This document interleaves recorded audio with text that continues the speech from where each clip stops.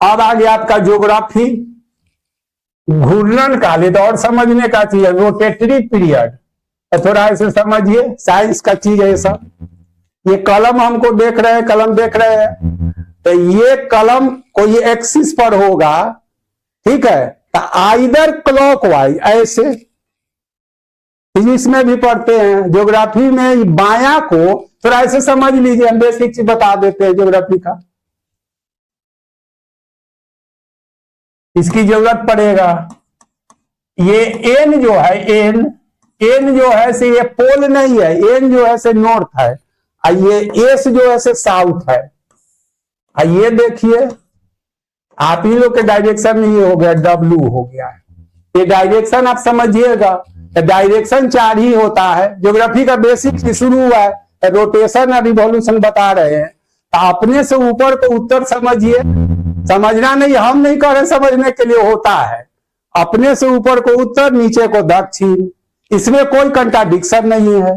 अब है कि हम लोग टीचर स्टूडेंट क्लास में एक दूसरे से अपोजिट, विपरीत दिशा में होते हैं।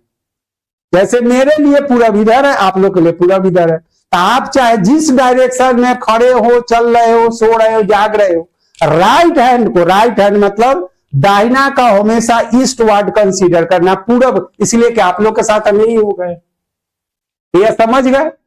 अब फिर कहता है कि ये जब पढ़िएगा, ऐसा क्वेश्चन अभी मिल रहा है, तो एन दैट इज कर देते हैं, चाहे एन हो चाहे एस हो, इसी को लैटिट्यूड बोला जाता है, अक्षांश। बेसिक चीज दे रहे हैं, यहां कुछ और हमको बताना है, ये सब जब तक ना समझेगा नहीं होगा। तो जिसको अक्षांश कहते हैं, इसी को क्या करेंगे हम, ग्लोब बना देंगे। तो सेंटर है, देखिए ये रेडियस है, ये हो गया इक्वेटर हो गया, ये क्या हो गया, ऐसे ऐसे ऐसे ऐसे ऐसे 7-8 से ही पड़ता है, ये अक्षांश हो गया, इसको ऐसे कर दिए तो ये देशांतर हो गया, यही ना आपका ग्लोब रहता है। क्या है, कुछ है, कुछ है तो नहीं। तो यहां पर अब देखिए कि अगर ये पेन कोई बॉडी है ही बॉडी, तो ये बॉडी ऐसे घूमती है, तो आप पहले से जानते हैं कि घड़ी ऐसे चलती है, तो क्लॉकवाइज, तो क्लॉकवाइज को तो आप जान ही रहे हैं, क्या जानते हैं, left to right, anti clockwise right to left. तो नया क्या जुटा कि लेफ्ट को हमेशा W ward, west ward consider करना है, और राइट को ईस्ट वार्ड हो गया। तो डायरेक्शन से तात्पर्य मेरा जो है से either clockwise, that is left to right, that is west to east. Geography में बाएं को क्या कहते हैं, पश्चिम कहते हैं।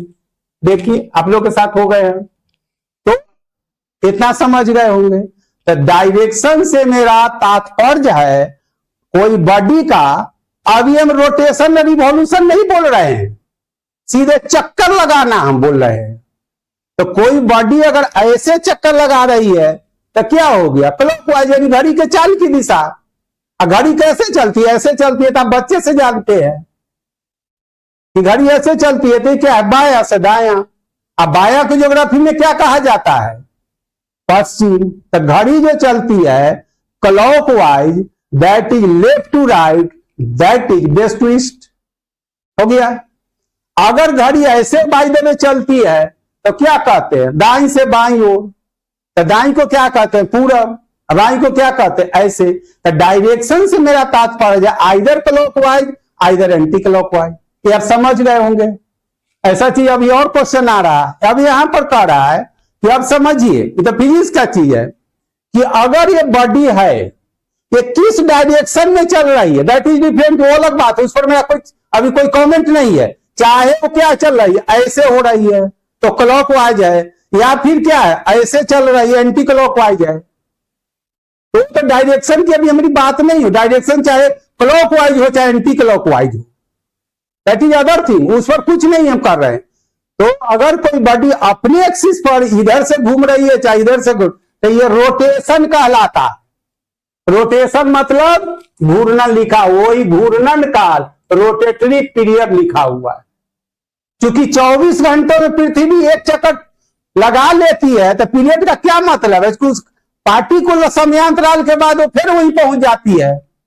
तो अगर हम पृथ्वी है तो पैर को मान लीजिए जो हम अपने एक्सिस पर खड़े हैं, तो पृथ्वी जो है से अपने अक्ष पर ऐसे चलती है।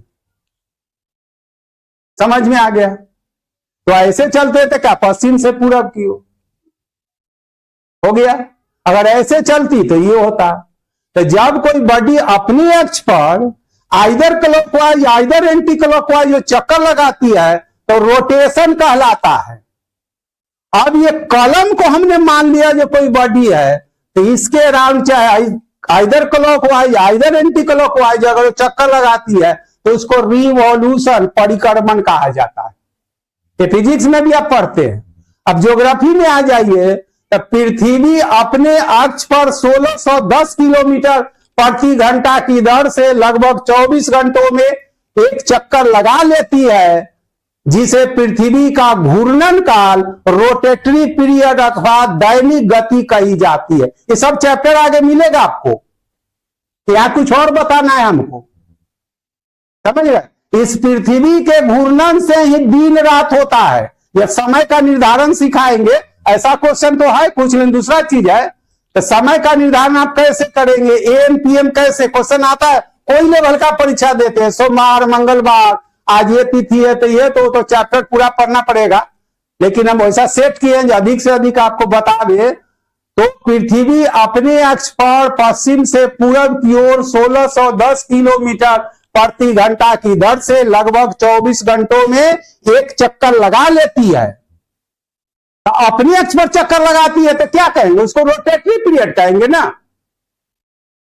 अथवा दैनिक गति कही। घबराइएगा नहीं, ये चैप्टर आया नहीं, अभी पढ़ा नहीं रहे, लेकिन इसके साथ जोड़ दिए रोटेशन और रिवॉल्यूशन की बात करते हैं। आपके सब किताब में जो लिखा हुआ है वो लिखा हुआ है रिवॉल्यूशनरी पीरियड, परिक्रमण काल, घूर्णन काल जनरल किताब नहीं दिया है। एक साथ हमको कई चीज सिखाना है। तो क्या हो गया निष्कर्षता, अल्टीमेटली क्या कहते हैं, कोई बॉडी अपने अक्ष पर चक्कर लगाती है तो उसको घूर्णन, और किसी बॉडी के अराउंड चक्कर लगाती है तो उसको परिक्रमण। उदाहरण स्वरूप पृथ्वी अपने अक्ष पर 1610 किलोमीटर प्रति घंटा की दर से लगभग 24 घंटों में एक चक्कर लगा लेती है, जिसे पृथ्वी का घूर्णन काल यानी रोटेटरी पीरियड अथवा दैनिक गति डायरूनल मोशन कहा जाता है। इस पृथ्वी के घूर्णन से दिन रात होता है। एक साथ एक लाइन में 5 क्वेश्चन ये कहीं लिखाएंगे। अभी जो टॉपिक है वो उसके लिए बेस दे रहा है, यहां तो अभी कहिएगा तुरंत आंसर आपका ये हो जाएगा, रटिए, हो सकता है इसमें ना रहेगा, इसी में पूछ देगा जो सबसे अधिक किसका होगा तो फिर रटिएगा। 2 रट के गए इसमें से ना रहेगा, 8वें रस में से कोई पूछेगा, फिर क्रम पूछ लेगा, कीजिए यहां तक ठीक है।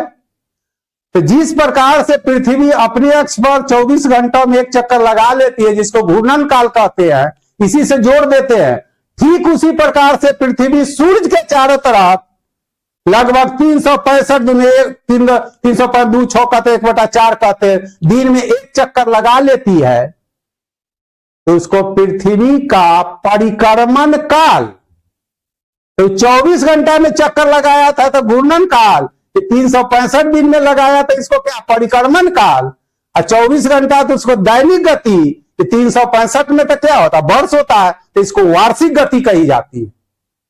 पृथ्वी के घूर्णन से क्या होता है परिणाम, दिन रात होता है, और पृथ्वी के परिक्रमण से ऋतुगत परिवर्तन होता है, सीजनल वेरिएशन, दैट इज दिन रात का छोटा बड़ा होना। जो व्यवहारिक जिंदगी में आप जानते हैं, देखते हैं कि शीतकाल में है तो दिन छोटी है तो रात लंबी है, ग्रीष्म काल है जिसको गर्मी का दिन अभी कहते हैं, तो उसमें क्या देखते हैं कि दिन लंबी है तो रात छोटी है। तो पृथ्वी के परिक्रमण से होता है। आपका इतने काम चल जाएगा, लेकिन यूपीएससी और प्योर कमीशन दीजिएगा तो दिन रात का होना, छोटा बड़ा ऋतुगत परिवर्तन, न केवल पृथ्वी के, तो पढ़ाएंगे हम पृथ्वी के परिक्रमण से, बल्कि पृथ्वी के अपने अक्ष पर या सूर्य के सापेक्ष, तो अपने अक्ष पर 23.5 या सूर्य के सापेक्ष साढ़े, सब स्केच करके बताएंगे, 66.5 पर इनक्लाइन झुके होने के कारण ऋतुगत परिवर्तन होता है। तो यूपीएससी मॉडल का एक जगह आ भी गया है कि पृथ्वी का दिन रात होना पृथ्वी के घूर्णन में पड़े तो घूर्णन, ऋतुगत परिवर्तन तो केवल परिक्रमण से होती है, केवल घूर्णन से होती है? तो नहीं, परिक्रमण जो है से केवल परिक्रमण से ही नहीं बल्कि पृथ्वी के सूर्य के सापेक्ष 66.5 अथवा अपने अक्ष पर 23.5 पर, ये सब चैप्टर हम पढ़ाएंगे। अब रोटे घूर्णन तो आप समझ गए, तो आप एक पढ़ते हैं चैप्टर पढ़िएगा, शुरू का ही एस्ट्रोनॉमिकल ज्योग्राफी क्या है कि ग्रहों के आकार जब आप पढ़ेंगे तो ग्रहों के आकार में सबसे बड़ा जो ग्रह है वो बृहस्पति, यही कारण इसको मास्टर प्लेनेट भी कहा जाता है। तो आकार में जो बड़ा होगा उसका घूर्णन काल सबसे कम होगा, और जो आकार में सबसे छोटा होगा उसका घूर्णन काल सबसे अधिक होगा। तो आकार में सबसे बड़ा बृहस्पति है, ये किताब में सब कुछ जगह लिखा हुआ है, तो रटने का चीज है। लेकिन जो आपको हम बता रहे हैं, तो चूंकि आकार में सबसे बड़ा कौन है? बृहस्पति है, दूसरे नंबर पर शनि है, तीसरे नंबर पर अरुण है, चौथे पर सबसे छोटा जो है से बुध है। ये तो सब जगह लिखा हुआ, आकार में घटते क्रम में, दूरी बढ़ते क्रम में, वो हम भी लिखाते हैं, ऐसी बात नहीं है। तो अभी तो चैप्टर पढ़ नहीं रहे, आपको क्वेश्चन तरीका सिखा रहे हैं। तो चूंकि आकार में यहाँ पर क्या आंसर तो हो गया, तो क्यों ही सबसे इसका घूर्णन काल होगा? तो चूंकि आकार में सबसे बड़ा है, अगर ये नहीं रहता तो क्या होता? दूसरे पर शनि होता, तीसरे पर क्या होता? अरुण होता, चौथे तो सब किताब में लिखा हो घटते क्रम में आकार। तो बुध इसमें दिया हुआ है, तो चूंकि आकार में सबसे छोटा है, तो ये क्वेश्चन रहता है सबसे कम है, इसके जगह पर होता तो क्या होता? सबसे अधिक बुध का होगा। कितना होता है वो भी हम चैप्टर में दिखा देते हैं। इसका 58 डेज होता है, देखिएगा, ये आपके जनरल किताब में नहीं है, 88 डेज लिखा होगा। 88 डेज जो है से रिवॉल्यूशनरी पीरियड है, मतलब परिक्रमण काल है, यानी बुध सूर्य के चारों तरफ एक चक्कर लगाने में 88 दिन लगाता है, लेकिन अपने अक्ष पर चक्कर लगाने में मात्र 58 डेज लगाता है। तो चूंकि आकार में सबसे छोटा है तो 58 डेज हो गया। इसका मतलब अब जितना भी कोई ग्रह होगा उसका घूर्णन काल इससे कम ही ना होगा। और चूंकि आकार में सबसे बड़ा है बृहस्पति, तो इसका 0.41 डेज होता है, दिन। ये कभी कभी आवर में पूछता है, तो 0.41 इंटू 24 आवर, तो ये 9.8 आवर होता है। सब हम लिख दे, सब पढ़ना पड़ेगा, जितना अधिक से अधिक समझिए। तो पूछ रहे हैं सबसे कम, तो सबसे कम बृहस्पति का, उससे अधिक किसका? तो शनि का, सबसे अधिक किसका? तो बुध का, बुध के बाद जो दूसरा आकार में होगा उसका होगा। ये आपको रूल बता दिए। और एक और भी 40 में गिन लीजिए, ये आकार में जो सबसे बड़ा होगा उसका डेंसिटी सबसे कम होगा। लेकिन अपवाद में शनि है, अब ये बीपीएससी में पूछा था, 68वीं में शायद पूछा था। तो ये सब चीज तो पूरा चैप्टर पढ़ाएंगे। तो क्या आप सीखे तत्काल में कि घूर्णन काल इसका सबसे कम किसका होगा? जो आकार में बड़ा होगा। घूर्णन काल सबसे अधिक किसका होगा? जो आकार में सबसे छोटा होगा। उदाहरण दिया हो, चुकी आकार में सबसे छोटा है, जिस कारण इसका घूर्णन काल सबसे अधिक होता है। अब कितना होता है तो एक्स्ट्रा चीज है, और ऊपर लेवल का एग्जाम दीजिएगा कमीशन वगैरह, तो इसका आंसर आपका ये हो गया, दूसरे नंबर पे ही रहेगा। ये सेट कर लीजिएगा, यही रूल अपनाइएगा। कहाँ का बना का इतना आपको है भी नहीं जरूरत, जनरल एग्जाम अगर देते कमीशन दीजिएगा तो इसमें सब चीज रहता है। कर्क रेखा भारत के किस राज्य से नहीं गुजरती है? तो नहीं तो पहले आंसर हो गया ये। इसे आप क्या क्या सीखिएगा। तो कर्क रेखा आप समझते हैं, ये देख लीजिए स्केच।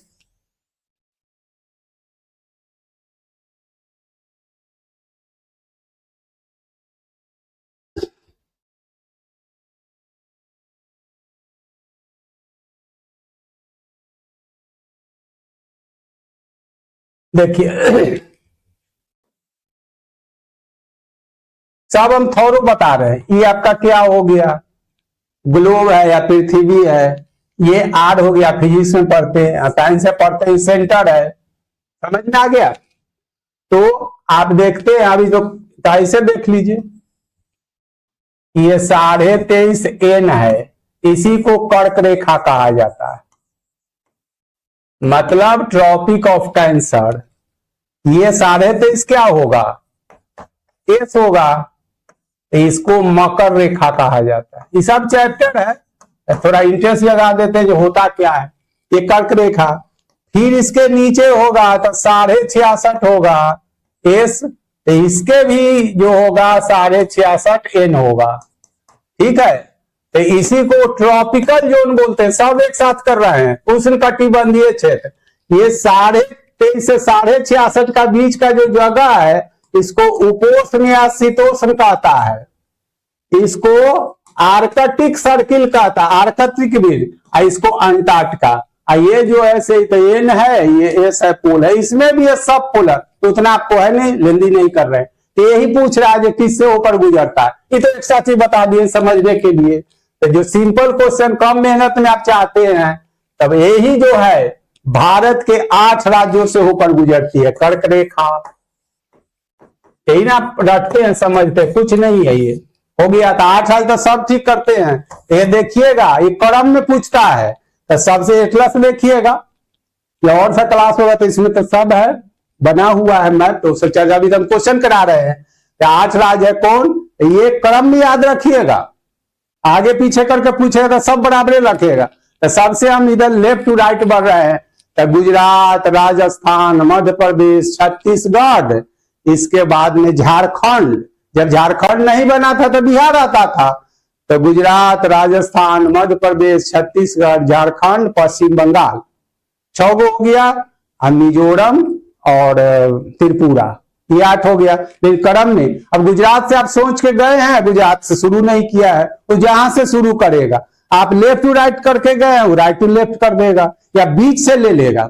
एक चीज तो आपका बेसिक है, अगर ये चैप्टर आगे जब चलता है क्लास, तो इसमें सबसे अधिक कर्क रेखा किस राज्य से गुजरती है, दूरी सबसे कम है, तो सब पढ़ने के बाद सिंपल में समझ में नहीं है। तो 8 राज्य से गुजरती है, तो कौन, गुजरात है, जानते भी होंगे, गुजरात, राजस्थान, मध्य प्रदेश, छत्तीसगढ़, पश्चिम बंगाल, झारखंड, पश्चिम बंगाल, त्रिपुरा, मिजोरम। क्रम में याद कर लीजिएगा। तो बिहार तो है नहीं, झारखंड से राजस्थान, गुजरात में सबसे ही है राजस्थान, इसके बाद मध्य प्रदेश, छत्तीसगढ़, झारखंड, पश्चिम बंगाल, मिजोरम, त्रिपुरा, तो कुछ है नहीं। एक चीज अब नया सीखिए, जे अगर ये क्लासरूम मेरा इंडिया है या फिर ये पूरा विश्व है, तो ये विश्व को बांटने वाले जो रेखा है काल्पनिक, उसको विषुवत रेखा कहते हैं। विषुवत रेखा होती क्या है, तो पृथ्वी या ग्लोब पर 0 डिग्री अक्षांश से होकर गुजरने वाली या खींची गई वह काल्पनिक रेखा जो पृथ्वी को लगभग 2 बराबर भागों उत्तरी गोलार्ध और दक्षिणी गोलार्ध में बांटती है, विषुवत रेखा कहलाती है। विषुवत रेखा किस किस महादेश से गुजरती है, किस देश से गुजरती है, किस सागर से गुजरती है, किस महासागर से, किस शहर से गुजरती है, ये सब पढ़ने का चीज हम जहां तक होगा हम लोग करेंगे, ये सब आपको पढ़ना है। फिर अगर पृथ्वी को भटकल बांट देते हैं, तो ये 0 डिग्री अक्षांश था, तो 0 डिग्री देशांतर था, वही हमने किया है। ये अगर गोलोक है तो ये बांट दिए, तो विषुवत रेखा, विषुवत रेखा से पृथ्वी एने से पृथ्वी को भटकल बांट दिए, तो ये भाग जो है से ई और जो डब्ल्यू है, ये विषुवत रेखा है, ग्रीनविच रेखा। वास्तव में ग्रीनविच रेखा जो लंदन का स्थान है, ज्योग्राफी में नहीं, इसी को प्राइम मेरिडियन, प्रधान या मोतर, ज्यादा अभी बर्डन मत लीजिए, जैसे जैसे पढ़िएगा सीखिएगा बहुत चीज। तो अगर भारत को लेते हैं, जो क्लासरूम मेरा भारत है, यही ग्लोब है, तो कहां से उत्तरी भारत, कहां से दक्षिणी भारत, तो यह कर्क रेखा ही जो भारत के 8 राज्यों से होकर गुजरती है। कर्क रेखा का ऊपरी का जो उत्तर का हिस्सा है, बताएं अपने से ऊपर को उत्तर, नीचे को दक्षिण, कर्क रेखा से ऊपर का जो 6 से उत्तरी भारत, नीचे वाला को दक्षिणी कहते हैं। तो फिर पूरा पश्चिम, तो ये आप जो जानते हैं भारत का 82.5 डिग्री है। पीछे जो वीडियो बना हुआ है इसमें एक और क्लास लिए हैं, तो देख लीजिएगा, ये चैनल पर है, चाहे उपलब्ध करा दिया जाएगा। तो 82.5 ई जो है वह बंगाल, पश्चिम बंगाल के जो है, सॉरी पश्चिम बंगाल बोलते हैं, उत्तर प्रदेश के इलाहाबाद से गुजरती है, वहां से पूरब का क्षेत्र जो है वह पश्चिमी भारत है, पूर्वी भारत है। ये समझ गए होंगे, ये सब एडिशनल चीज कर दिए।